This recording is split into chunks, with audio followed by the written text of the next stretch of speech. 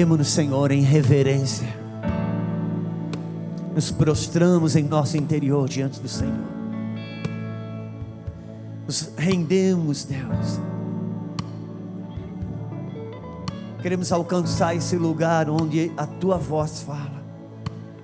Quando a Tua voz é ouvida, Senhor, a cura, a libertação, a alegria. E nós nos abrimos em nosso homem interior. Nós nos prostramos diante do Senhor. Sim, Deus. Rasga o véu, Senhor.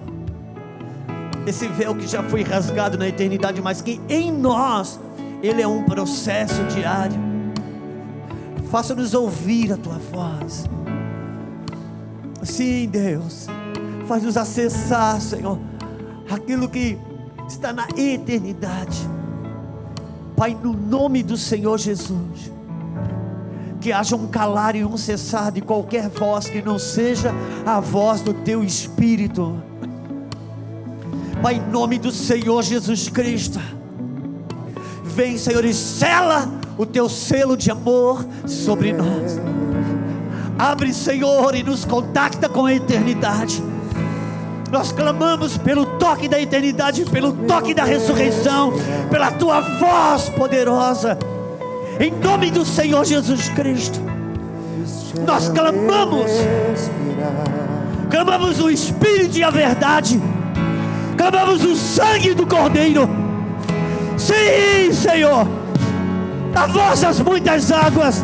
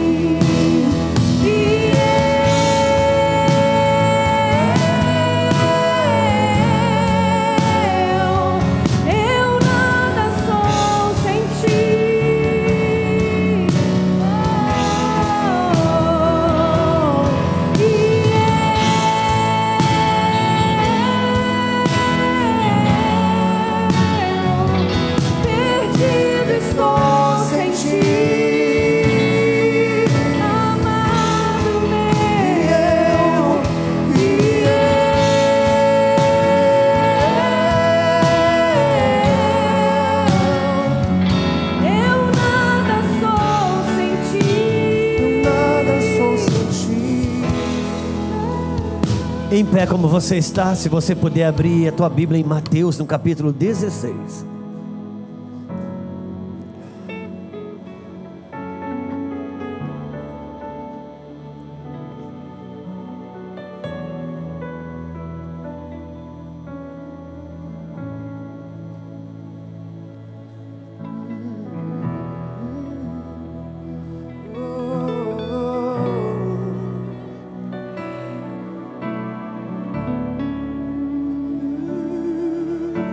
Só teu nome é doce.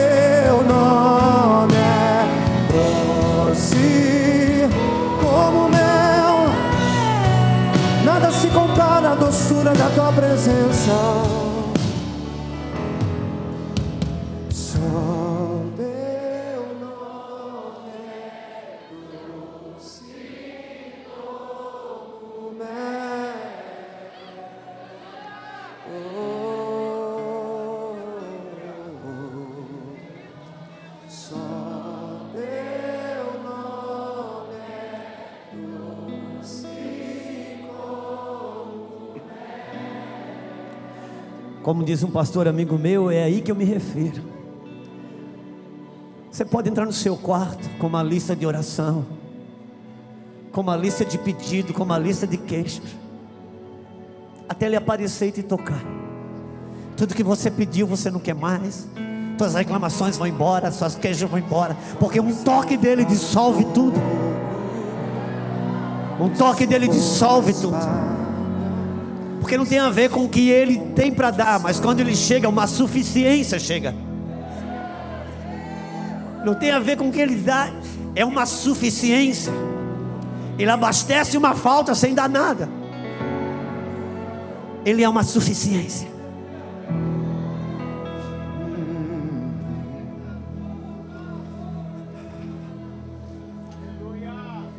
Nós sabemos, irmãos, que há um tempo de resgate. Resgate das coisas que se perderam dentro de casa. Dentro desta casa. São resgates. O profeta Josias, ele herdou o templo fechado. O pai dele fechou o templo. Quando alguém passava na frente do templo e perguntava: que casa é essa? E as pessoas diziam: é a casa de Deus. Porque o título de casa de Deus ainda existia, mas a funcionalidade não existia mais. Você pode ter um título de evangélico, mas como casa de Deus não tem mais a funcionalidade sacerdotal. É o que aconteceu. Então ele mandou fazer uma grande faxina no templo. E quando os sacerdotes limparam, foram limpando, tiraram todos os trecos e os cacarecos, aquilo virou um depósito. Mas lá no fundo, depois que eles tiraram tudo, tinha um livro que foi achado e era o livro da lei. Porque se você desentulhar bem as coisas que a gente tem se entulhado, irmão, lá no fundo, a voz dele ainda está lá. Aí a vida volta, o sacerdócio volta. Porque ele não apagará o pavio que fumega. Quando a casa caiu, ele não mandou comprar outro terreno para fazer outra casa. Ele mandou reconstruir em cima daquela casa caída. Porque ele tem um ministério da restauração. E eu quero ler Mateus 16, exatamente porque há uns 6 meses atrás, eu estou com várias coisas no meu espírito, eu estou na fé que o Espírito Santo vai organizar como colocar isso para fora.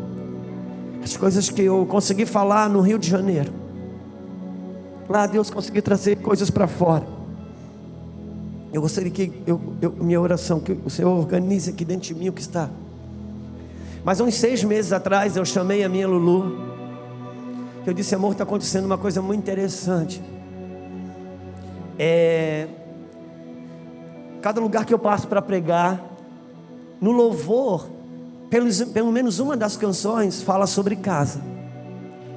E não é a mesma canção. Começou a rodar umas 4, 5 canções falando sobre casa.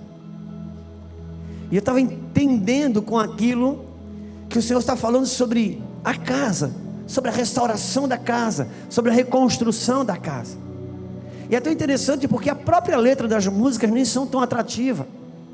E talvez teologicamente não são perfeitas, mas não tem a ver com a teologia da música em si, mas com a mensagem que o Senhor está comunicando de refazer, reestruturar a casa. E quando a gente pensa em Jesus, o carpinteiro, a gente precisa aplicar de forma correta, porque a gente fala que Jesus é o carpinteiro, mas aplica como se ele fosse o marceneiro. Marceneiro faz móveis, carpinteiro não faz móveis, carpinteiro faz a casa. Ele não é marceneiro. Jesus não veio ocupar os espaços vazios que a gente abre na nossa vida. Ele veio estruturar a casa. O carpinteiro, ele faz a casa. Ele trabalha na estrutura da casa. Em Mateus capítulo 16, versículo... Eu vou ler só o básico, específico, que eu gostaria de me ater, porque o contexto todos já conhecem. Versículo 18. Também eu te digo: tu és Pedro, e sobre esta pedra edificarei a minha igreja. As portas do inferno não prevalecerão contra ela. versículo 22. E Pedro, chamando-o à parte, começou a reprová-lo, dizendo: tem compaixão de ti, Senhor, isso de modo algum te acontecerá. Mas Jesus, voltando-se, disse a Pedro: arreda-te, Satanás, tu és para mim pedra de tropeço. Podemos sentar, irmãos?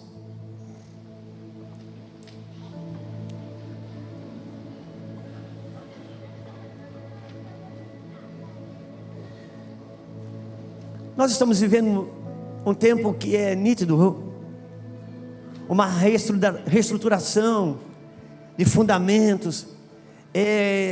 Quem já participou de outras primícias aqui vai saber muito bem o que eu estou falando. Cada vez que o pastor Luiz Hermínio pegava o microfone para abrir uma reunião, já aquele avivalista estava ali rompendo.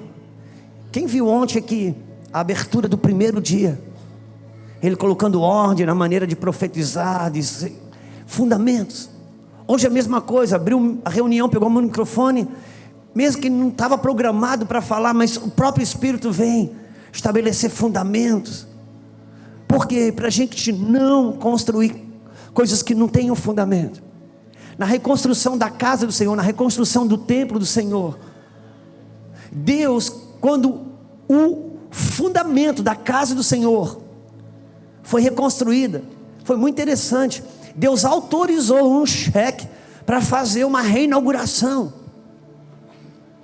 Foi feita uma reinauguração dos fundamentos da casa do Senhor quando ficaram prontos. E eu sempre gosto de lembrar que isso não é comum hoje, mas eu sou do tempo que quando a gente ia casar, a gente mesmo,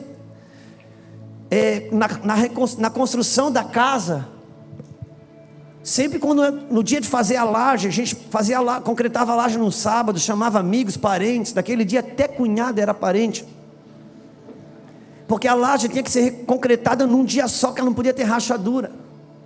Acabava lá umas 3, 4, 5 da tarde, tinha um churrasco para todo mundo. Aquilo, a casa não estava pronta, mas ela era merecedora de uma inauguração, porque concretou a laje, uma etapa significativa, estava acabada. Só que Deus mandou fazer uma festa quando reconstruiu os fundamentos da casa. Porque para Deus tem festa em casa que tem que estar sobre fundamentos. Aonde não tem fundamentos, a construção pode ter festa da igreja, mas não tem festa de Deus. Porque o céu celebra construções a partir de fundamentos. E nós sabemos que Jesus Cristo é a pedra angular, e teologicamente, quando ele se refere a Pedro, tu és pedra, e sobre esta pedra edificaria a minha igreja. Ele está falando dele como rocha, ele edificaria a sua igreja a partir da rocha, mas ele inaugura Pedro como uma pedra de edificação. Ele estabelece: Pedro, você é uma pequena rocha, aí eu sou a pedra fundamental, a pedra angular, mas a partir desse momento eu te inauguro como também uma base sobre a face da terra, onde o céu vai construir coisas. Mas é muito interessante, e eu gostaria de estabelecer esse ponto aqui sobre nós, irmãos. Está assoviando um monte, irmão, me encheram a minha boca de dente, agora eu falo, cuspo e assovio ao mesmo tempo. Então os irmãos têm paciência, eu estou aprendendo a falar ainda.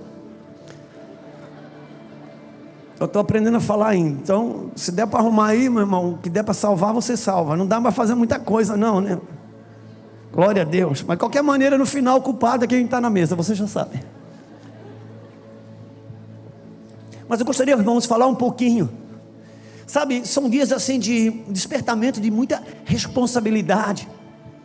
E um resgate de fundamentos para aquilo que o Senhor está para construir, o que Ele está construindo. E as músicas sobre casas estão acontecendo.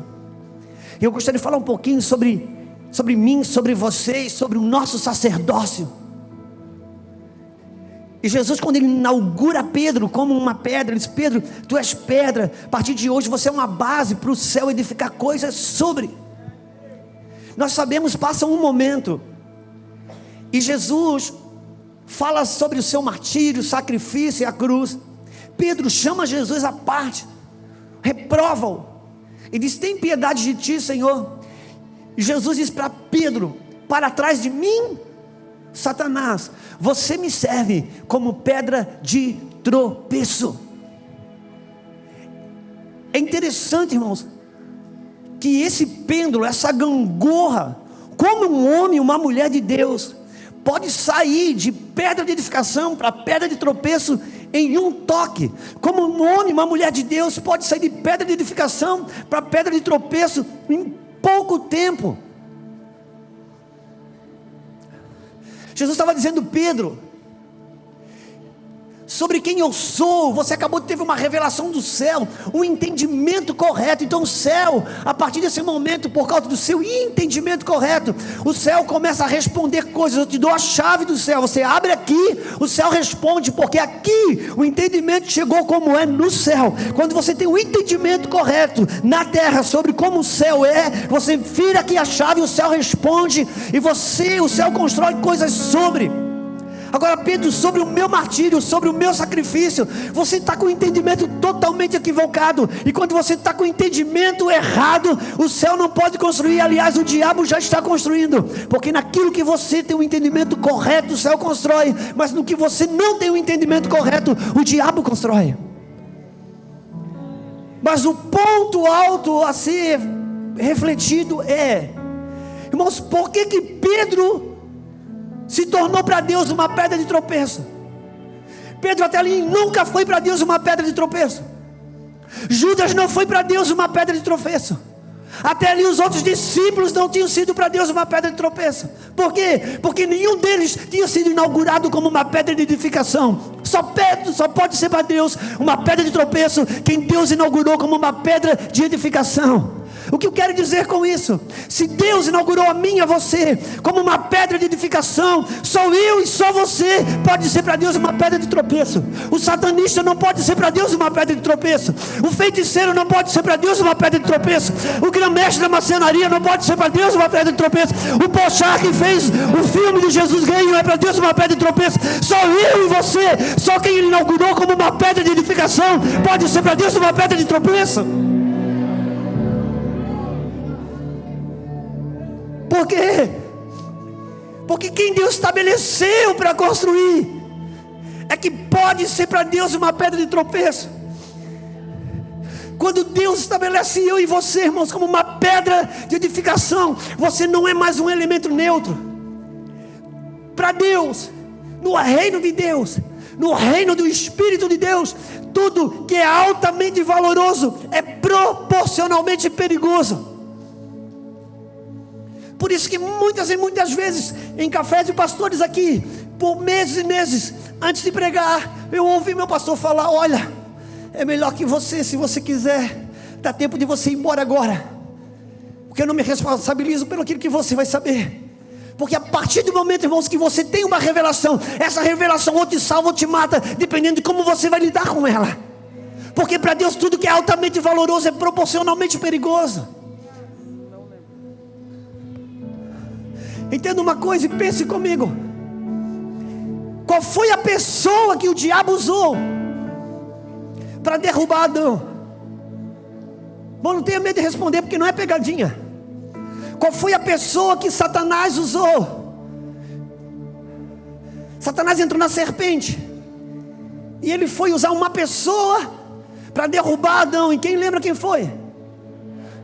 Sua esposa, Eva. Sua esposa, sim, sua esposa derrubou Adão. O diabo usou a esposa para destruir Adão. Por quê? Irmãos, quem que Deus criou para ajudar Adão? Ninguém tem mais poder de destruir de quem Deus levantou para te ajudar. Porque tudo que é altamente valoroso é proporcionalmente perigoso. Se o seu sacerdócio não estiver operando em Deus, ele vai trabalhar para o diabo. Por isso nós temos que parar de militar contra quem não é para Deus uma pedra de edificação. Eu e você somos o risco de Deus, porque eu e você somos a salvação de Deus na terra. Então vamos cuidar da casa, vamos cuidar da gente, vamos cuidar de nós, no que estamos crendo, no que estamos vivendo, como estamos nos comportando, que estamos cultuando, até mesmo o que estamos cultuando. Porque Deus diz para Adão: Adão, eu vou te dar um terreno aqui, você vai guardar e cultivar esse lugar. Um dia Adão teve problema com o seu cultivo. Meu pastor disse que Adão era jardineiro. Ele cultivava a terra e a terra era fofa, era gostosa de trabalhar. Mas um dia ele espetou a mão e ela estava com espinhos. Porque quando Adão pecou, a terra foi ferida com maldição. Passou a dar espinhos e abrolhos. A partir daquele dia, Adão teve que talvez colocar uma luva ou trabalhar com alicates. Ele não podia mais botar a mão porque ele espetava. Talvez ele procurou a Deus e Deus, eu estou com um problema no meu cultivo. Como eu faço para arrumar o cultivo? E talvez Deus houvera respondido: não se preocupe com o seu cultivo, Adão. Mas ele está dando espinho, eu quero consertar o meu cultivo. Não, meu filho, conserte o culto. Porque o cultivo está dizendo que você errou, foi o culto. Porque o meu cultivo revela quem eu cultuo. É impossível cultuar a Deus da verdade e cultivar a mentira. É impossível cultuar o Deus da paz e cultivar a discórdia. Por isso é tempo de refundamentar. Porque o que Deus está para construir é tão grande. O que Deus está para fazer é tão grande, irmãos. Nós vamos ver milagres que nós nunca vimos antes. Nós vamos ver uma operação de restauração familiar que nunca foi visto na história. Porque Deus está reordenando uma batalha, reorganizando o seu exército e refazendo os seus soldados. E mostra reestruturar a casa. Deus, aquilo que Deus estabeleceu para ajudar o homem, foi o que derrubou o homem. Porque tem tanto poder para ajudar, o poder de edificar, o poder de destruir. E por isso tem o sacerdócio devidamente estabelecido. O que é ter um sacerdócio, irmãos? O que é um sacerdote? Sacerdote, ele é um mediador. Sacerdote, ele é um mediador. Ele ocupa uma lacuna entre algo que é intransponível. Ele ocupa um espaço. Na igreja católica, na igreja romana, um dos títulos do Papa é que ele se lê assim, o título do Papa: Sua Santidade o Pontífice, o Papa. Porque a igreja romana colocou o Papa no lugar de Jesus, por isso ele tem o título de Pontífice. Por quê? Porque Jesus é o Pontífice. Ele é a ponte. Em Jesus Cristo a terra pode tocar o céu. Em Jesus Cristo a morte pode tocar a vida. Em Jesus Cristo a enfermidade pode tocar a cura. Em Jesus Cristo a necessidade pode tocar a provisão. Porque Ele é o mediador. Ele entrou nessa lacuna, nesse espaço vazio, e se tornou uma ponte, aonde Deus passou a ter acesso. Sacerdote é um mediador entre a provisão redentiva do céu e a dor pecaminosa da terra. Por isso esse lugar que eu preciso ocupar não é o que eu faço em nome de Deus, não é o que eu faço para Deus, mas o quanto do meu sacerdócio, o lugar que eu devo ocupar está preenchido. O que é? Quem é o diabo? Satanás nada mais é que um anjo fora do lugar. E quando esse anjo saiu do lugar, ele tirou a esposa do seu lugar. E quando a esposa saiu do lugar, tirou o marido fora do lugar. Quando ele era um anjo, saiu do lugar de anjo, se tornou diabo. E tirou a esposa do lugar, ela também se tornou um diabo para o seu marido. E assim foi, porque tudo fora do lugar vira demônio, ainda que seja anjo. Ele só pôde se tornar diabo porque um dia foi anjo, irmãos. Ele não nasceu diabo. Sou eu e você que fomos selados por Deus como solução redentiva para a terra. Também podemos ser para Deus o tropeço da terra. Seja isento do nome de protestante. Nós não fomos chamados para protestar. Nós fomos chamados para construir um reino, como casa de Deus, como edificação de Deus. Um sacerdote, alguém que ocupa o seu espaço. Sacerdote não é só um homem. Quando a esposa perdeu o seu sacerdócio, ela derrubou um homem. E talvez ele tenha perdido o seu sacerdócio antes, eu não sei. Porque a Bíblia mostra que a mulher que derrubou o homem Contudo, Romano diz que pelo homem o pecado entrou no mundo e não pela mulher. Por quê? Porque Deus deu o jardim do Éden para o homem guardar. E antes do diabo entrar na serpente, teve que entrar no jardim. Só eu e você. Nós somos a solução e o perigo. Lucas 1:2 por ali afora. Quantos lembram que quando Simeão pegou a criança, o menino Jesus no colo para apresentar no templo? Quantos lembram disso? Tá bom, vamos ficar com isso que lembraram. Simeão, quando ele foi apresentar Jesus no templo, ao seu 8º dia, ele disse: hoje pode despedir seu servo em paz, porque os seus olhos já viram a salvação. Ele disse: Deus, agora eu posso morrer, porque a esperança de Israel eu já pude ver. Só que ele levanta Jesus, ele disse: essa criança é causa de elevação e queda para muitos. Vou repetir isso. Essa criança, está em Lucas, vou achar, 2:29, Lucas 2:29, dá para botar lá, meu lindo? Obrigado. Eles disseram que em 30 segundos o negócio aparece. Aí, agora, Senhor, pode despedir em paz o teu servo segundo a tua palavra, pois os meus olhos viram a tua salvação, o qual preparastes, versículo 32. Vamos indo. Simeão abençoou. Volta, meu lindo. Obrigado. Simeão os abençoou e disse a Maria, sua mãe: eis que esse menino é posto para a queda e elevação de muitos. Em Cristo Jesus, irmãos, ou você cai ou você levanta. Em Cristo Jesus é vida ou morte. Em Cristo Jesus, Ele, o próprio Jesus, Ele não é neutro. Quando Ele veio para a terra, Ele veio para trazer um corte entre a vida e a morte, entre a queda e a elevação. Se você está em Cristo, ou você vai derrubar ou você vai construir. Você não é mais um elemento neutro. Por isso, não se preocupe com as demandas. Não se preocupe quanto de marxismo tem nas escolas. Se preocupe o quanto de Jesus que não tem dentro dos lares. Porque mundo, irmão, sempre foi mundo. Desde quando houve pecado, os primeiros filhos de Adão já se mataram. O outro que apareceu já arrumou um amante e legalizou a bigamia. Irmãos, já houve um momento em que Deus teve que decepar todo mundo da face da terra, que não deu mais para levar adiante. As águas de Noé fizeram isso. Mundo sempre foi mundo. O mundo sempre foi mundo. Agora a igreja é sal da terra, é luz do mundo. É você e eu que podemos marcar a história.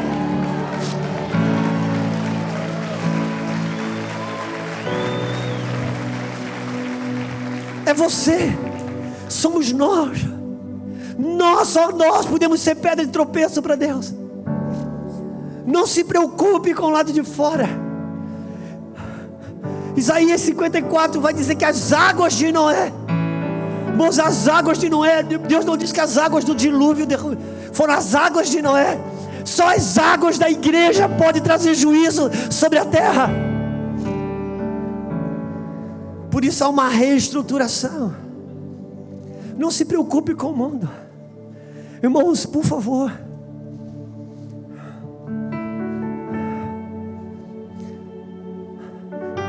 A gente precisa trabalhar, entender a importância que tem. Irmãos, isso não é uma mensagem motivacional ou coisas do gênero. Não, mas entender a importância. Você entender a sua importância e eu entender a minha importância. Reconhecer quem eu sou. Pedro, tu és pedra. Pedro, tu és pedra. Você foi estabelecido como uma pedra. A partir de hoje, o reino espiritual começa a construir coisas sobre você. Se você não deixar Deus construir, o diabo vai construir, porque Deus estabeleceu você e eu como uma pedra de edificação. Você é um portal, acabou. Se você não se abrir para Deus, o diabo vai entrar. Levantai, ó portas, as vossas cabeças, porque o Rei da Glória quer entrar. Nada mais nos resistirá. Maior é o que está em nós do que o que está no mundo.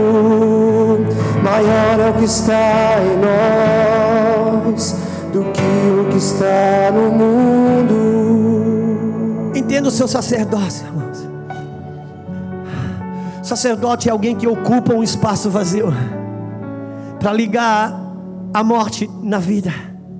Se eu não ocupar esse lugar, o que a Bíblia diz? No mesmo terreno, o mesmo terreno que foi preparado para o plantio do trigo, enquanto os homens dormiam, o inimigo plantou o quê?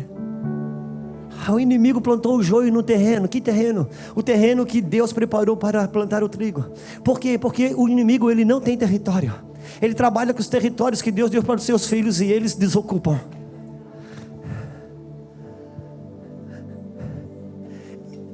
Por isso, ocupe o seu espaço, ocupe o seu sacerdócio. Não tem a ver com soberba, não tem a ver com prepotência, tem a ver com reconhecimento de quem você é. Quando Jesus leu uma passagem bíblica e disse: hoje se cumpre essa palavra, esse cara sou eu. Não havia arrogância, não havia prepotência, só havia reconhecimento de fato e de verdade, de que Ele era quem as Escrituras diziam que Ele era. Mas tudo que é altamente valoroso é proporcionalmente perigoso. Por isso, como nós falamos, a esposa, ela tem o poder de edificar, de destruir. Você já viu a ceia, irmãos? O que Paulo fala sobre a ceia?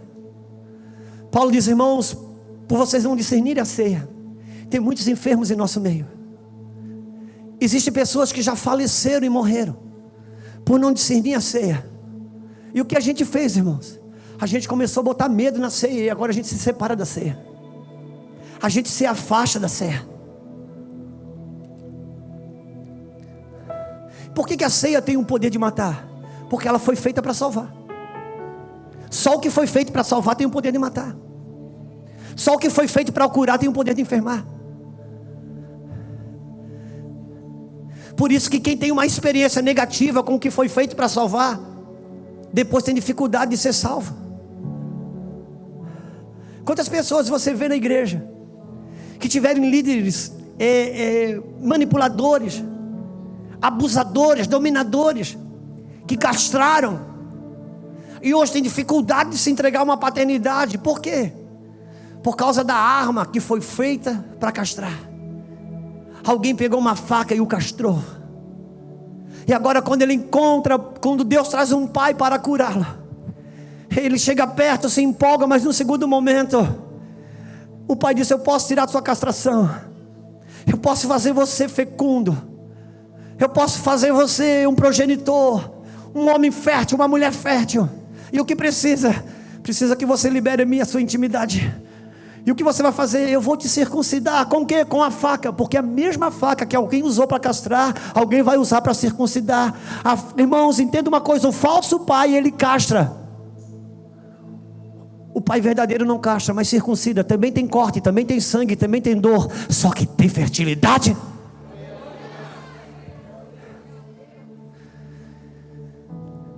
E quem tem uma experiência negativa com o que foi feito para salvar, não se deixa mais ser salvo. Quantos entendem o que estamos falando? Por isso a responsabilidade minha, de você, de sermos uma expressão verdadeira da verdade. Não há redundância no que eu estou falando, porque você pode ser uma expressão falsa da verdade. Eu estou falando de ser uma expressão verdadeira da verdade. Assumir a sua condição e saber que tudo que é altamente valoroso é proporcionalmente perigoso. E a gente pegou a ceia e ficou com medo dela. Agora quando a gente vai cear, a gente: ai meu Deus, será que eu volto vivo?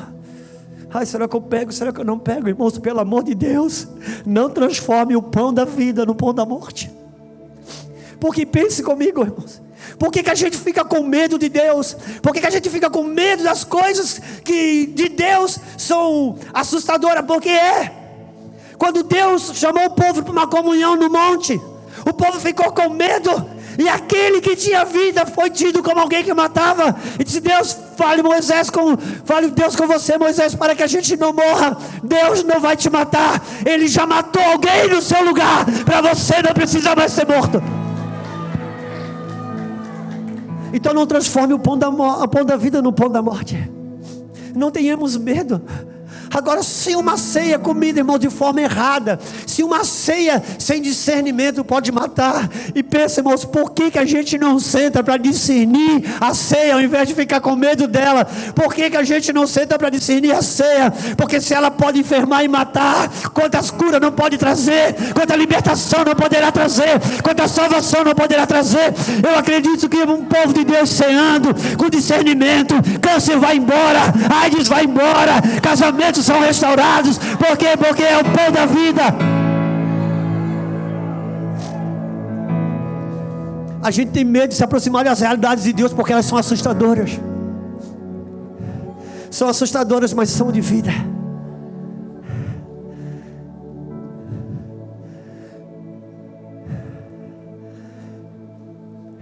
A ceia é um exemplo clássico disso. Irmãos, no reino de Deus, tudo que é altamente valoroso é proporcionalmente perigoso. Quem é a figura que estabelece identidade e destino para uma casa? É o pai. Irmãos, você conhece alguém que tem mais poder de destruir uma pessoa do que um pai?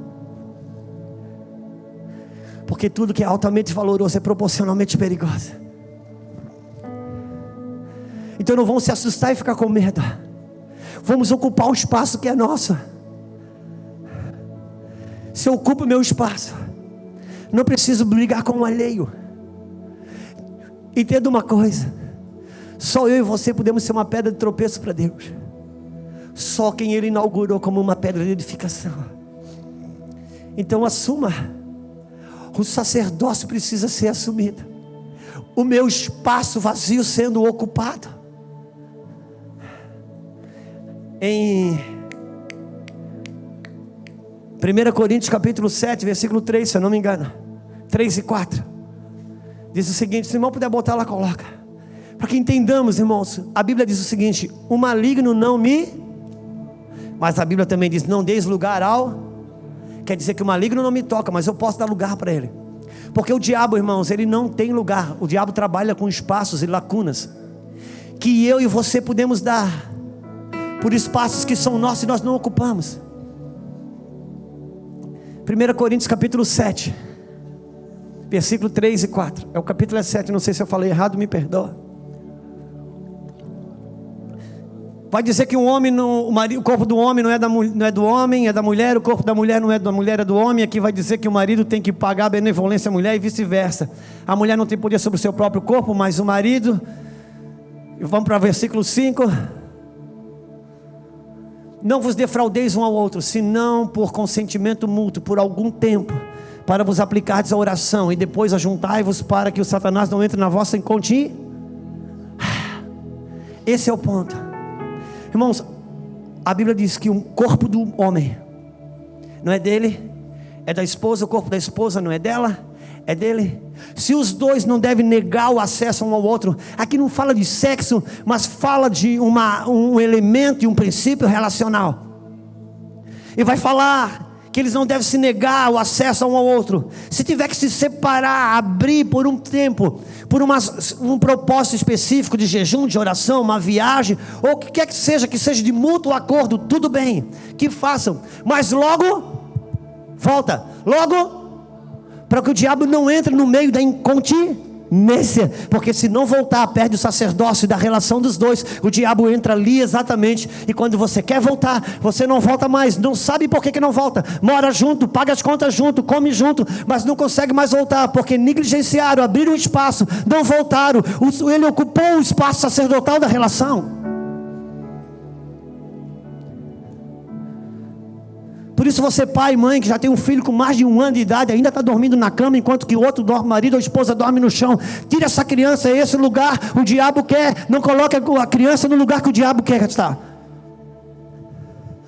Irmãos, não ponha nada fora do lugar. Trabalhe na ordem de Deus.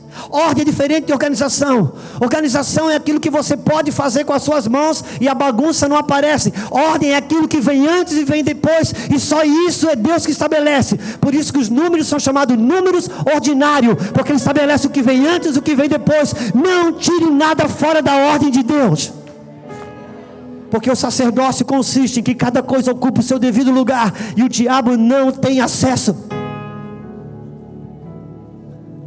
o mesmo lugar que foi preparado para o trigo, o diabo plantou, o inimigo plantou o joio.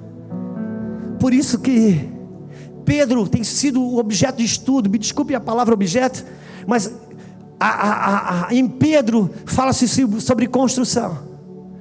E eu gostaria de ler um texto em Mateus 26. Eu vou ter que ver onde é que está. O irmão me ajuda lá, Mateus 26. Me ajuda, por favor. Mateus capítulo 26.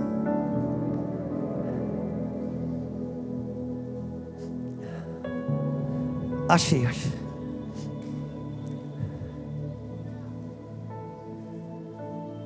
Versículo 36.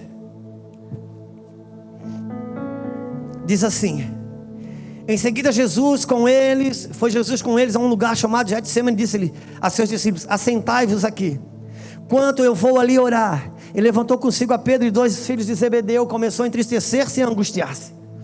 Então lhes disse: a minha alma está profundamente triste até a morte. Ficai aqui e vigiai comigo. Ficai aqui e vigiai comigo. Adiantando-se um pouco, prostrou-se sobre o seu rosto, orando, dizendo: meu Pai, se for possível, afasta de mim esse cálice, todavia não seja como eu quero, mas como tu queres. E voltando aos seus discípulos, achou-os dormindo. E disse a Pedro: então vem nenhuma hora pudesses vós vigiar. Vigiai e orai, para que não entreis em tentação. O espírito na verdade está pronto, mas a carne é... Pedro novamente, irmãos, o mesmo terreno que foi preparado para plantar o trigo, enquanto os homens, não foi a pessoa que plantou o trigo que dormiu, foi os homens que dormiam. O inimigo plantou o joio, porque o joio, irmãos, é plantado no nosso sono. Agora importa dizer, irmãos, que sono na Bíblia fala de uma morte, não é um mero sono físico. Quando Sansão tinha um flerte com aquela mulher, o que acontecia depois? Ele dormia. Aquilo não fala de um sono físico, aquilo fala de um sono espiritual. Quando Davi sai de um sono para deitar com Betseba, isso não fala de um sono físico, mas de um sono espiritual. Portanto, desperta tu que dormes, e Cristo o iluminará. Então, entenda o seu sacerdócio, a importância dele. 3 discípulos, Jesus disse: gente, orem comigo, vigiem comigo. Ele é angustiado, disse: Pai, se for possível, afasta de mim esse cálice, contudo não se faça a minha vontade, mas a tua. Quando ele volta, os 3 estão dormindo. Ele fala com quem? Ele cita o nome daquele que ele estabeleceu como pedra. Se você for estabelecido como pedra, eu e você não podemos dormir. Por quê? Porque um cochilo pode colocar muita coisa a perder. Um cochilo, irmãos, põe muita coisa a perder. Porque o Espírito está pronto, o que Deus tem para você está pronto, a unção está pronta, os dons estão prontos, os milagres estão prontos. A carne é que pode colocar tudo a perder. Portanto, não combata contra ninguém, vigie para que você suporte na hora da pressão. Agora entenda uma coisa, meu amado. Jesus está no Getsemane. A Bíblia diz, irmãos, ele suou sangue. Se tem médico aqui vai saber muito mais explicar isso. A pressão psicológica foi tão grande, a pressão psíquica foi tão grande, suou sangue debaixo da pressão. Todo o inferno estava ali. E ali, irmãos, entenda uma coisa: Jesus não venceu a cruz na cruz. Jesus não venceu a cruz na cruz. Jesus venceu a cruz no Getsemane. A cruz foi um extrato de uma conta que ele venceu no jardim de Getsemane. Ouça, muitas pessoas que veem você abençoado em público, isso e dizem: Deus está te dando vitória. Essa não é a tua vitória, irmãos. A tua vitória que aparece em público foi ganha escondido debaixo da pressão que você resistiu e não cedeu à carne. Ali ele venceu o golpe mais alto. Ele foi no último teste, aquele que nunca ninguém tinha conseguido passar. O último teste que ele venceu, suou sangue. E qual foi o último grande teste? Irmãos, ele não disse: Pai, se for possível, afasta de mim esse cálice, contudo não se faça a minha. Então, irmãos, a pressão mais alta de tudo Não é o pecado, não é o diabo, não é nada. A pressão mais alta de tudo é você ceder à tua vontade. Ceder à tua vontade, irmãos. Ainda que aparentemente não seja pecaminosa, mas o que pode fazer eu e você perder o que Deus tem é ceder para a própria vontade. Então nós temos um inimigo. Na hora da pressão, na hora do espremer, ai, eu quero fazer minha vontade. Quantas pressões você já viveu relacional, que a tua vontade foi dar um soco, a tua vontade foi falar umas poucas e boas, mas você resistiu, calou, se humilhou, e depois você experimentou algo tão poderoso.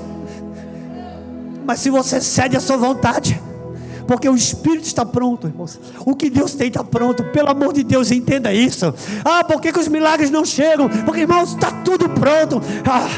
Jesus falou para Pedro: Pedro, põe a rede aí no mar, vai ter peixe aí. Senhor, não é por nada, o Senhor é bom de fazer milagres, expulsar demônio, mas pesca, com todo respeito, o Senhor é carpinteiro, o pescador sou eu.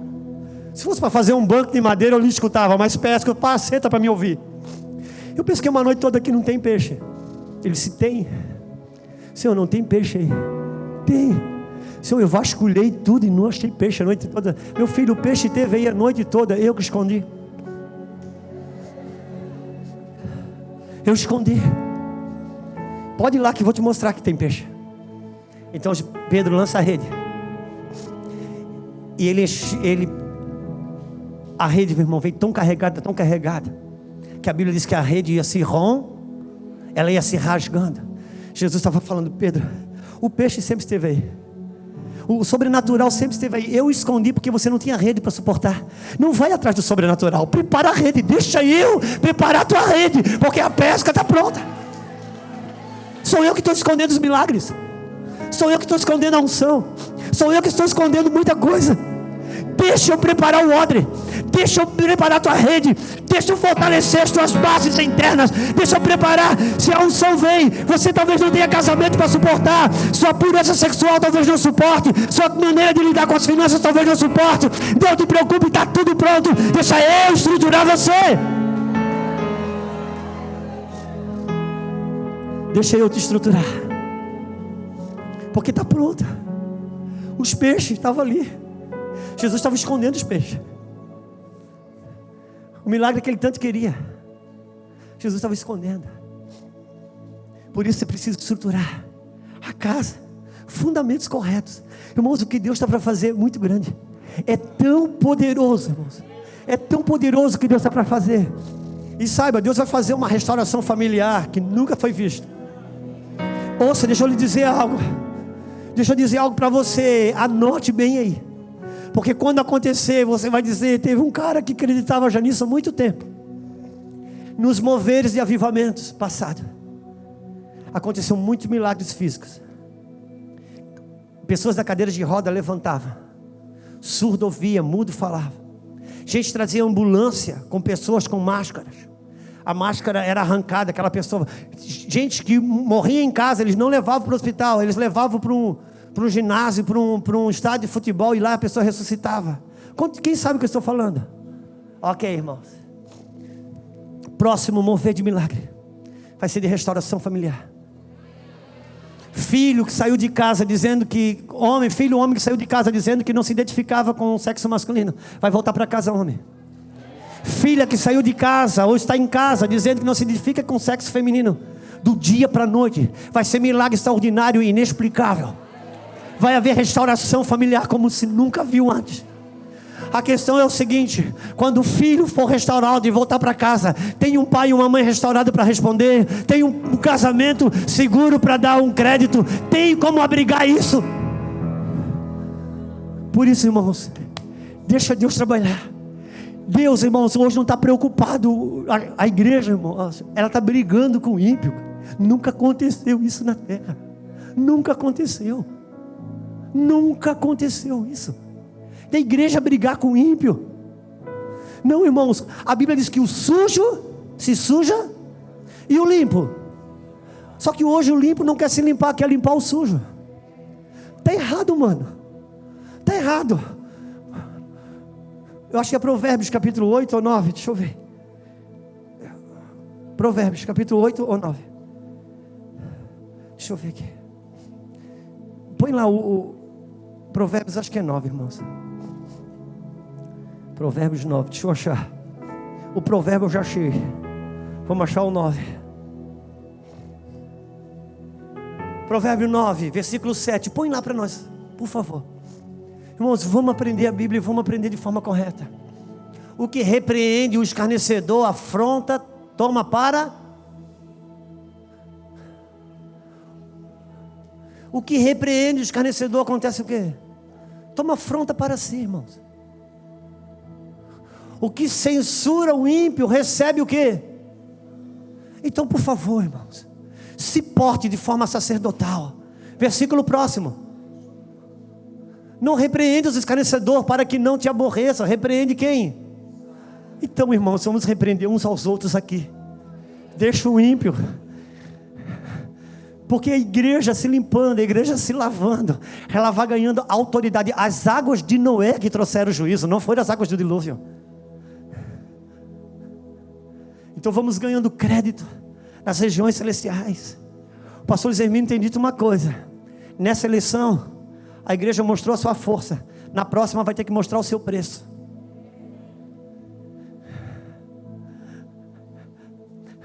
Irmãos, se livra do espírito do protesto, edifica. Irmãos, o reino de Deus, ele não é democrático, o reino de Deus é teocrático.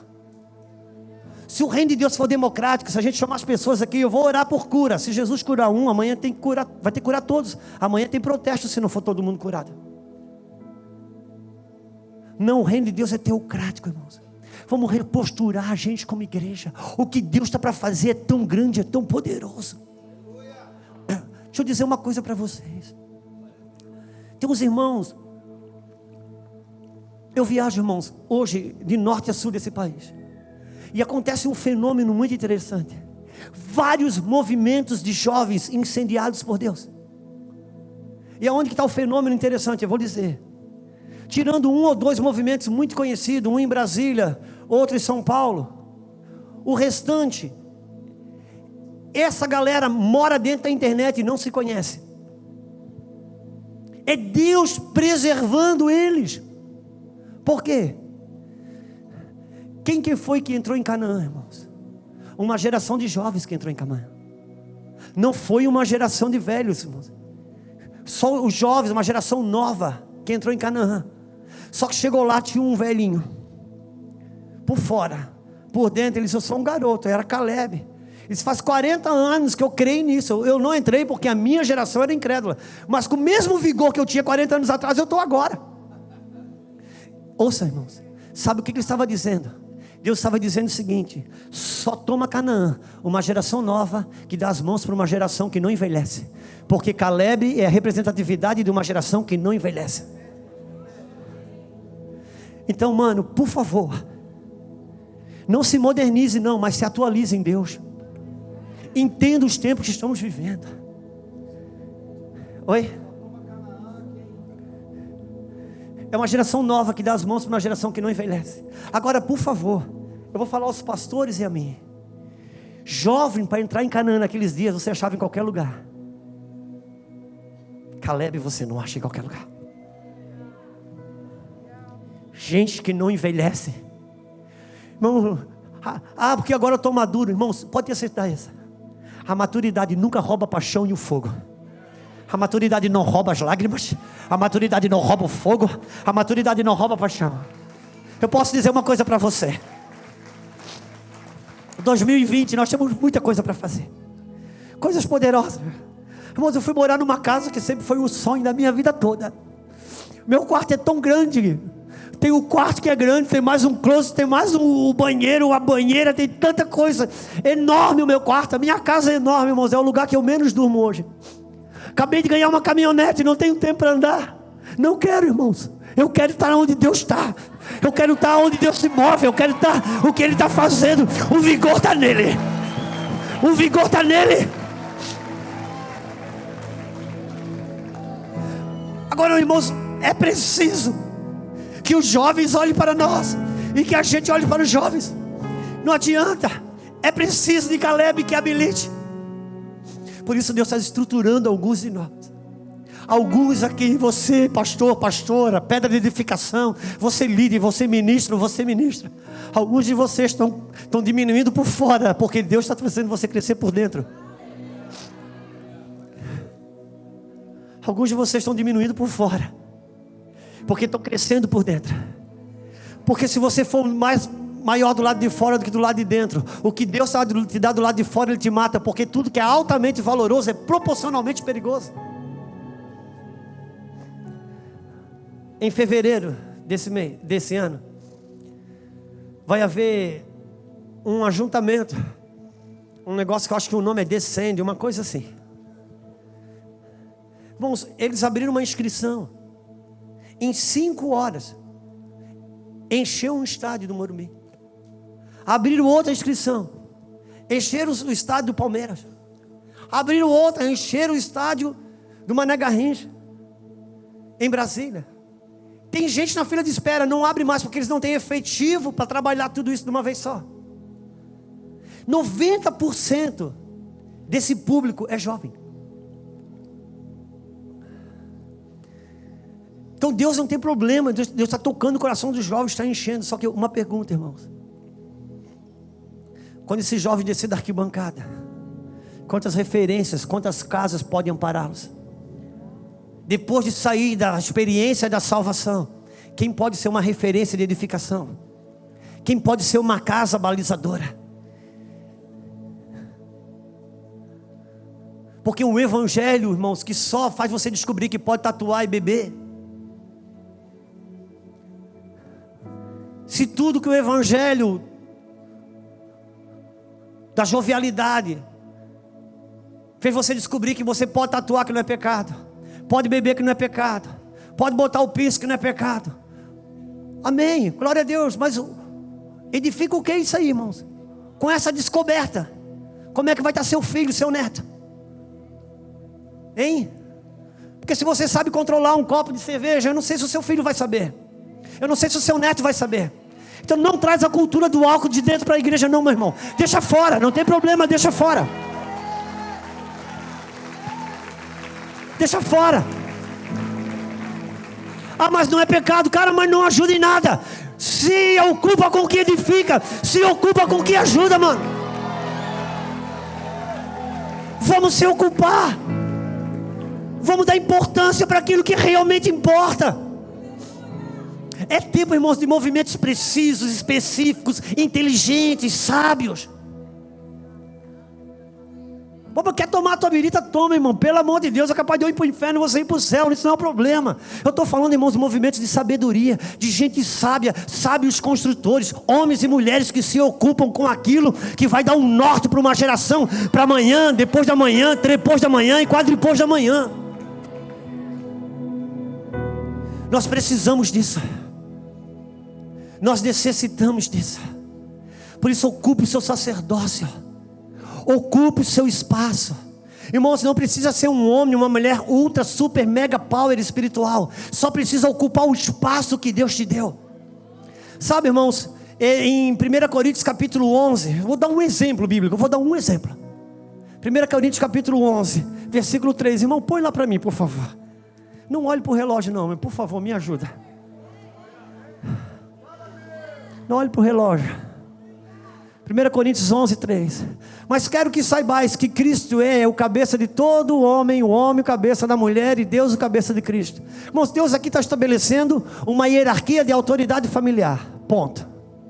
Versículo 10 do mesmo capítulo. Versículo 10.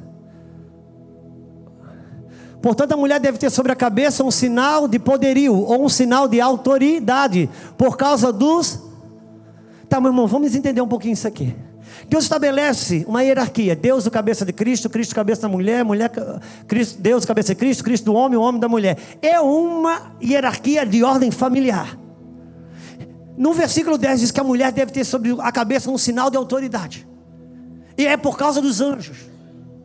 Irmãos, por quê? Porque anjos é exército. Anjo não se move por emoção. Anjo se move por autoridade e submissão. É por isso que aquele centurião, Quando Jesus disse, ele falou para Jesus: olha, está para curar o meu servo? Jesus disse: eu vou na tua casa lá, pode ficar tranquilo. Não, não precisa. Você não precisa ir na minha casa, porque eu também estou sujeito à autoridade. Então eu digo para um servo meu: vai, e ele vai. Se eu disser para outro: ele vem, então ele vem. Por quê? Porque eu estou sujeito à autoridade. Jesus disse: não, está brincando, cara. Você que é de fora descobriu o que eu estou tentando mostrar para os filhos. Por quê, irmãos? Porque o centurião não descobriu o poder que estava em Jesus. O centurião enxergou debaixo de quem Jesus estava. Ele viu o Pai. E ele falou assim: estou tentando mostrar para os meus filhos. Esse cara veio e entendeu. Porque anjo, irmão, trabalha por hierarquia. E não me pergunte como. Mas quando uma mulher se move, os anjos se aproximam. E se a autoridade do marido dela está sobre ela, os anjos podem guardá-la. Se ela se move fora da autoridade do marido, os anjos respeitam a autoridade do marido. Eles não podem fazer muita coisa. Mas por que eu estou falando isso? Porque eu quero falar com os homens. Se os anjos e os demônios respeitam o teu lugar sacerdotal, cara, por que você não respeita esse lugar? Porque se você não reconhecer, não adianta o diabo reconhecer, não adianta Deus estabelecer, não adianta anjo reconhecer. Você precisa reconhecer e ocupar esse lugar, mano.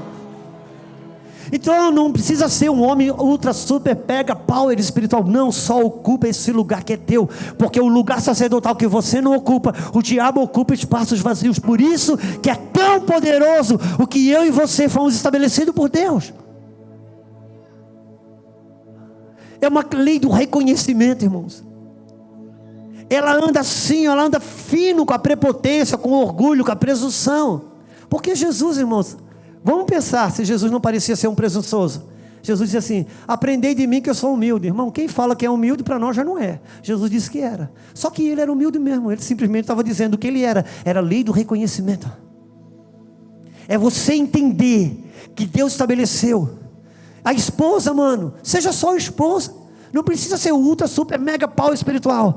Como mãe, seja mãe. Como esposa, seja esposa. Como profeta, seja profeta. Como pregadora, seja pregadora. Ocupa o seu espaço. Porque se você ocupa o seu espaço, não tem lugar para o diabo.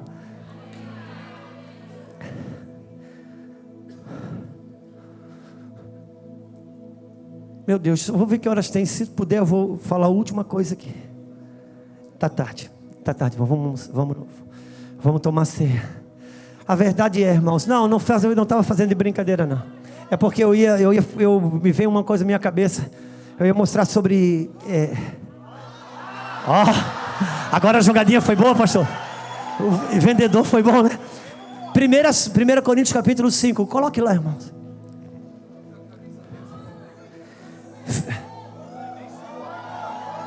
Primeira Coríntios capítulo 5.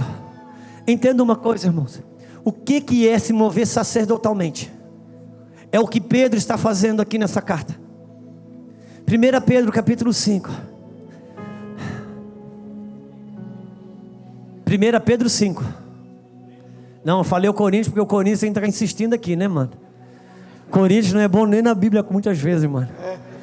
Do Coríntios foi o que mais deu trabalho para Paulo, foi Coríntios, mano. Mas é os fiéis, né? O gavião é fiel. Aos presbíteros que estão entre vós, admoesto eu, que sou também presbítero com eles. Pedro está dizendo: irmãos, eu sou apóstolo, mas quando eu chego numa igreja local, eu sou presbítero como qualquer um de vocês. Presbítero, irmãos, na igreja local, é a maior autoridade. A nossa teologia distorceu muita coisa, mas o presbítero, o bispo, são as autoridades máximas de uma igreja local. E Pedro está dizendo: eu que sou presbítero com vocês, e testemunho das aflições de Cristo, participante da glória que há de se revelar. Bora, para frente.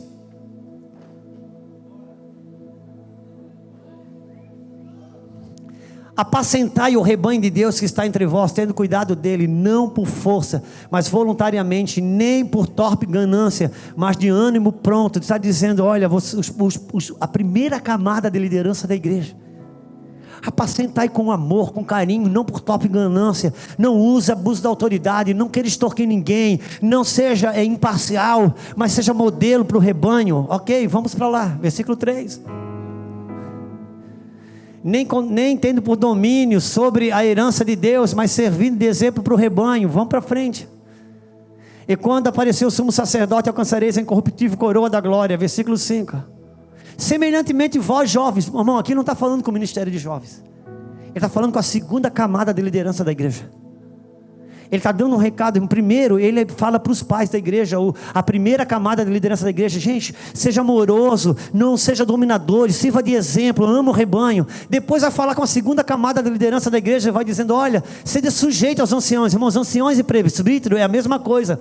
E sede sujeitos uns aos outros, revestidos de toda a humildade. Engraçado, que ele não fala de humildade com a primeira camada de liderança, ele vai falar de humildade com a segunda. Porque humildade, irmãos, você vai saber mesmo, é quando você tem que responder para uma autoridade.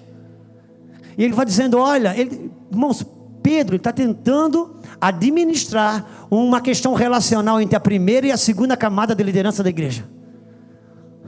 Revestíveis de toda humildade, porque Deus resiste aos, mas dá graça aos humildes. Versículo 6. Humilhai-vos, pois, diante da potente mão de Deus, para que no seu tempo vocês... Ok. Lançando sobre ele toda a vossa ansiedade, porque ele... É porque, irmãos, quando a gente está num litígio, primeira e segunda camada de liderança da igreja, a gente sempre quer fazer uma intercessoca, né? Irmão, não quero só falar só para você orar comigo, mas daquela fobia, Deus, cara, te quebranta, te humilha, no tempo certo, Deus te coloca nesse lugar que você acha que merece. Agora, irmãos, quem já ouviu falar, quando Jesus disse para Pedro: Pedro, você não pôde vigiar comigo nenhuma hora, você dormiu? Quem já ouviu falar na Bíblia: vigiai, porque o diabo, vosso adversário, está ao vosso redor buscando a quem? A quem tragar. Irmãos, quando eu passava, a gente via o desfile do carnaval, eu sentado, eu olhava assim, eu dizia: olha aí, o diabo só ao redor buscando quem tragar. Eu olhava uma passeata gay, eu dizia assim: ó, tá ali o diabo ao redor. Irmãos, vamos entender aonde que Deus botou isso na Bíblia.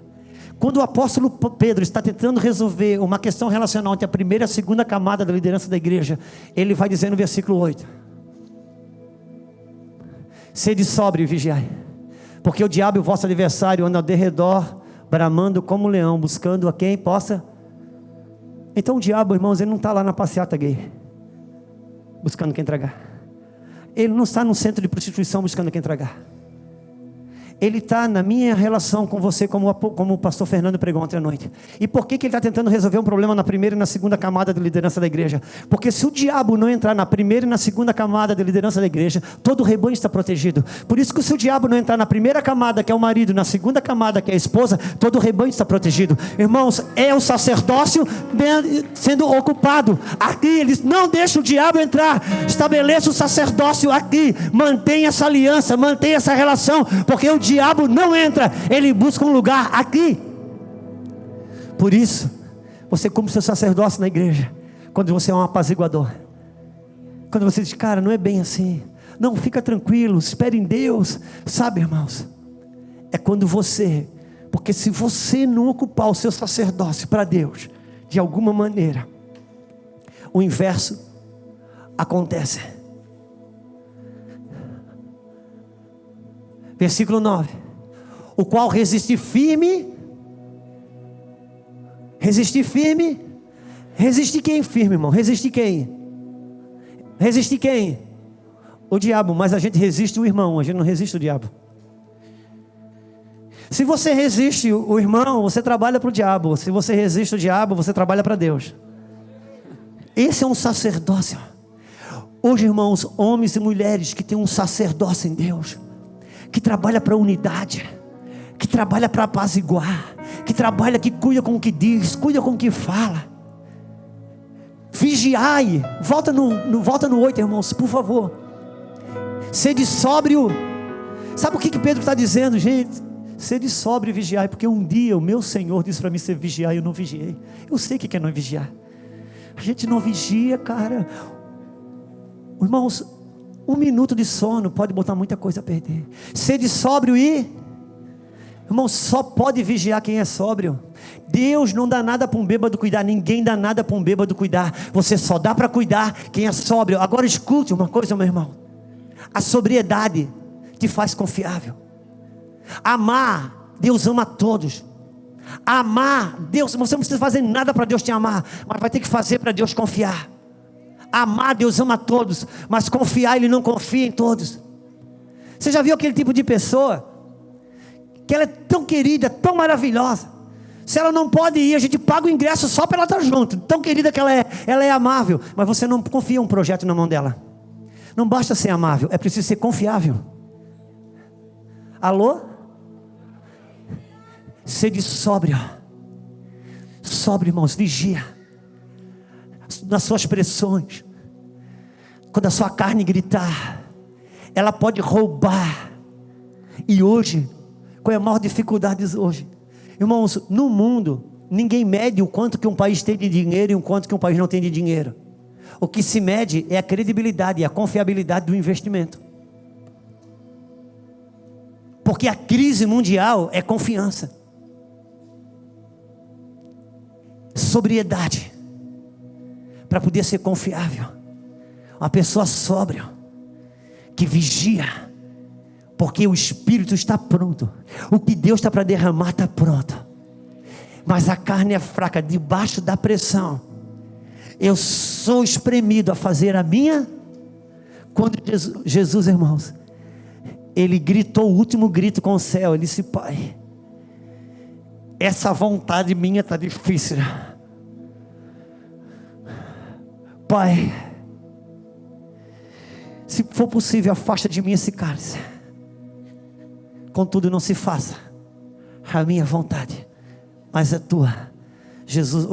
Deus Pai olhou assim e pensou: se a tua oração é verdadeira, ok, então eu vou fazer a minha vontade e não a tua. Irmãos, deixa eu dizer uma coisa: o que nós cantamos, se você não crê quando canta, Deus crê quando ouve. Então quando você canta, essa casa é tua casa, tira as coisas fora do lugar, Deus vai vir, irmãos, Ele vai tirar. Porque se você não crê quando canta, Ele crê quando ouve, porque Ele é o Deus da fé e o amor, tudo crê. Confiáveis, pessoas sóbrias, pessoas confiáveis. Assuma o teu sacerdócio. Não queira ser ultra espiritual. Ocupe aquilo que é o seu sacerdócio. Isso, irmãos, é em qualquer área. Temos aqui em cima pastor Jefferson, pastora Vanessa, são empresários. Lá na sua empresa, já tentou fazer de tudo, não deu certo. Quando decidiu só ocupar o lugar que tem de dono e proprietário, deu certo. Porque só ocupe o lugar que é seu. Que naquele lugar, estando ocupado, todas as outras coisas vão ganhando o seu devido lugar. Porque quando o sacerdócio é estabelecido, todas as coisas vão para o seu devido lugar. Se ocupa esses espaços.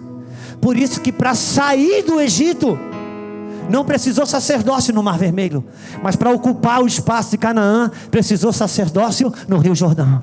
Porque para ocupar espaços e lugares de domínio, governo e autoridade, é preciso sacerdócio.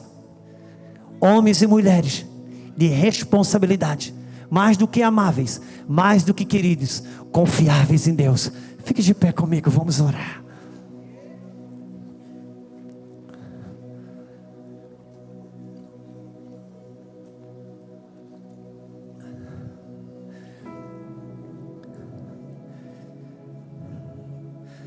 Vamos orar ao Senhor. Estamos sendo desafiados a ocupar o meu espaço. Não é o quanto que eu faço, irmãos, é o quanto que de espaço que Deus estabeleceu para mim está devidamente ocupado. Meu espaço de servo de Deus, de homem, de mulher, de pastora, de esposa, de mãe. Ocupar os espaços que são seus. Uma vida sacerdotal devidamente ocupada. Sabe, irmãos, o seu sacerdócio. Ocupar um sacerdócio.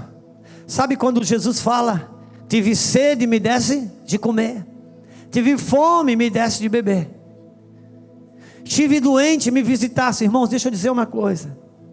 Dentro de um sacerdócio real, visitar o doente cabe tanto para mim e para você, que vamos no hospital visitar alguém doente, como para qualquer profissional da área de saúde. Se ele cumprir o sacerdócio dele ali, ele já está visitando o Cristo que está doente.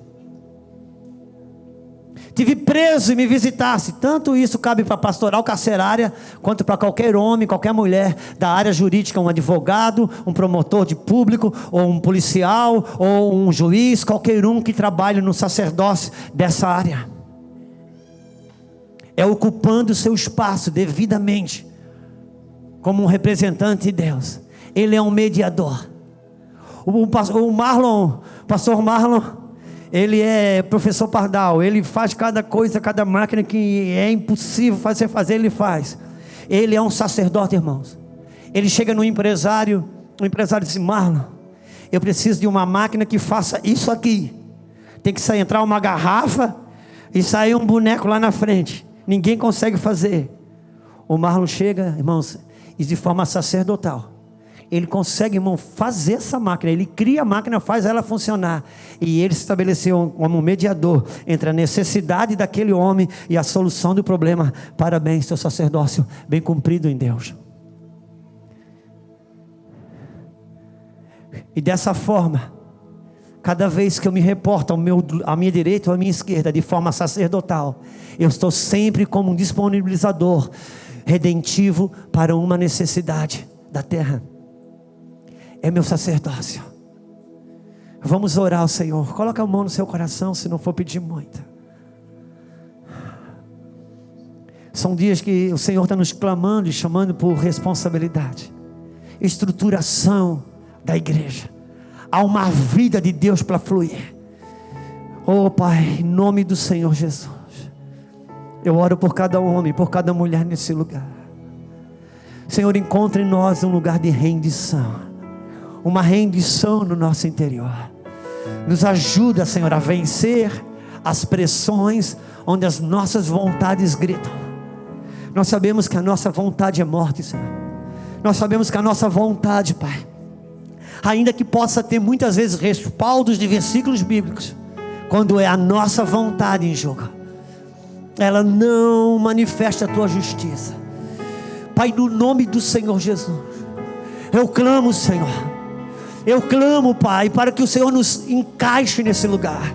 Pai, no nome do Senhor Jesus, aonde o diabo entrou, Senhor, onde Satanás entrou, nas áreas jurídicas, Senhor, nas áreas eclesiásticas, Pai, nas áreas políticas, Senhor, em todas as áreas de negócios, nas áreas de comunicação, nas áreas, Senhor, da educação.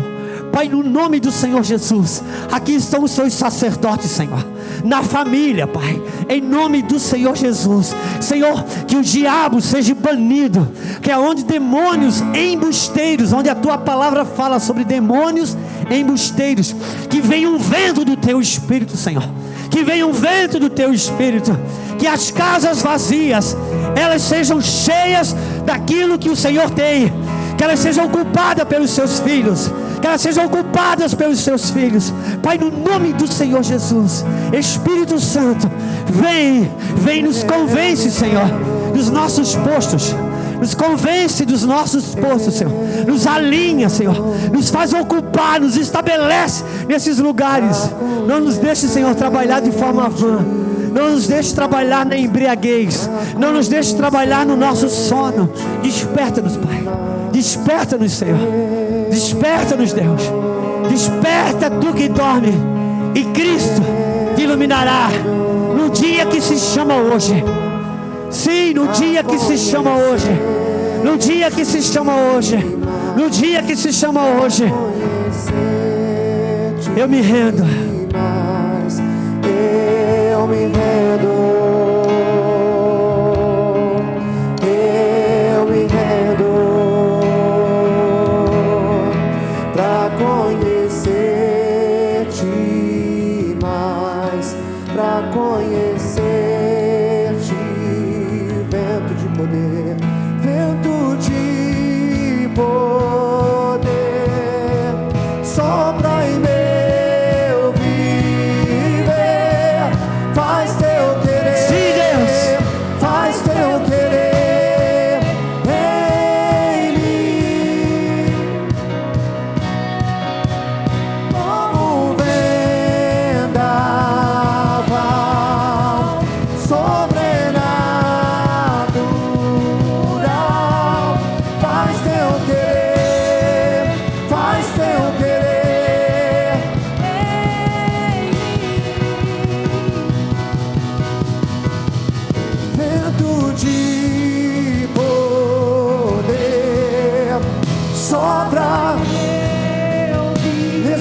Diga, Senhor, faz teu querer, faz teu querer em mim. Nós vamos precisar que os irmãos sentem para que a ceia seja servida. Mas como eu não fui até muito tarde, como ainda não é nem 10 horas, quanto isso eu gostaria de reforçar. Que cada um ocupemos o nosso devido lugar, irmãos. Quantos conhecem Efésios capítulo 6, versículo 10 ou 12? Não temos que lutar contra a carne nem... Uau! Lutamos contra quem? Principados, potestades, os poderes da maldade, é isso? Irmãos, enquanto ele se serve, se você me ouviu, agradeça. Agora isso aí, irmãos, é o capítulo 6, um dos últimos versículos de Efésios. Agora importa saber que Efésios é uma carta. No capítulo 1 e 2, Deus estabelece quem nós somos em Cristo. Depois ele vai colocar a esposa no seu lugar, o marido no seu lugar, o filho no seu lugar, o pai no seu lugar, o patrão no seu lugar, o funcionário no seu lugar. E quando ele encaixa todo mundo no seu lugar, ele chega no capítulo 6 e diz: agora pode chamar o diabo para a guerra, agora pode fazer batalha espiritual, porque está tudo no seu devido lugar. Não queira começar pelo capítulo 6, irmãos. Sacerdócio é alguém que ocupa o seu espaço. Capítulo 6, a carta magna para um pai e para uma mãe, capítulo 6 de Deuteronômio, vai dizer que eu e você, eu vou até mostrar isso, irmãos, aproveitar que os irmãos estão entregando a ceia. Capítulo 6, versículos 6 ou 7, coloca lá para mim, irmãos. Eu gostaria de mostrar, irmãos, o que é a ocupação, ocupar os seus devidos lugares. O pastor Davi fala muito sobre isso e tem trabalhado muito isso, para que os espaços sejam devidamente ocupados, de forma correta, sacerdotal. Deuteronômio capítulo 6, está em Efésios e Deuteronômio, irmãos. Capítulo 6, versículo 6, vai falar que um pai e uma mãe deve inculcar no seu filho. Essas palavras que hoje te ordeno estarão no teu coração. Versículo 7. Pode ir que vai dar certo. Tu as ensinarás, ou intimarás, ou inculcarás ao teu filho. Dela falarás sentado em tua casa, andando pelo caminho, deitando e levantando-te. Versículo 8. Também atarás por sinal onde? Na tua mão, e te serão por testeira entre os teus olhos. Está dizendo um pai e de uma mãe que vão ensinar diariamente o seu filho, ao levantar, ao sentar, ao ir, ao vir. E por fim vai dizer: será como marca na sua mão e entre os teus olhos ou na sua testa. Olha o que está escrito em Apocalipse 14, versículo 9. Coloca lá para nós. Apocalipse 14, versículo 9. É o último livro da Bíblia, meu mano. E os seguiu o terceiro anjo, dizendo com grande voz: se alguém adorar a besta ou a sua imagem, receber o sinal na testa ou na sua mão. Segura aí, o que vai acontecer? Também este beberá o vinho da ira. Então a besta vai marcar onde? Na testa é onde? Mas quando ela vir marcar no seu filho, se você já marcou na testa e na mão, não vai ter lugar para ela marcar, porque já está ocupado com aquilo que deve estar ocupado.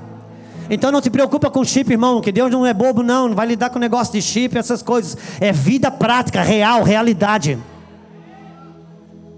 Você já marcou uma forma de pensar e uma maneira de viver. Quando a besta vir marcar, seu filho já está marcado, porque não tem espaço. Ela só vai marcar onde tem espaço vazio.